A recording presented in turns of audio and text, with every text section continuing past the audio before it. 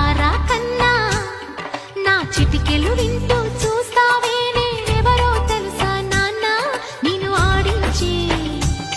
నీ అమ్మనురా నువ్వు ఆడుకుని నీ బొమ్మనురా గోపాల